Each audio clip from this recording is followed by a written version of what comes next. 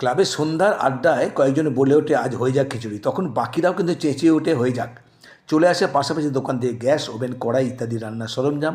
মুদিখানা দোকান থেকে আসে চাল, ডাল, মশলাপাতি, সয়াবড়ি, ডিম, পাঁপড় ইত্যাদি। সবজি দোকান থেকে চলে আসে শীতের সবজি। সবই আসে কিন্তু ধারে, যেহেতু ক্লাবের ছেলে দোকানদারও দিয়ে দেয়। কিন্তু মরণ হয় দুজনের, যে তদারকি করে বা সেক্রেটারি এবং যে রান্না করে। প্রথম প্রথম হুজুগ তুললেও সবাই আসে না সহযোগিতা করতে। তারা ক্যারাম, তাস বা অন্য আড্ডায় মেতে থাকে। রান্না শেষ হলেই পাত পেড়ে বসে যায় খেতে। না কোনো ধোয়াধুয়ি, না কিছু পৌঁছনো, এমনকি চাঁদাটাও বাকি রেখে যায়, কাল দিয়ে দেবো বলে পাশ কাটিয়ে চলে যায়।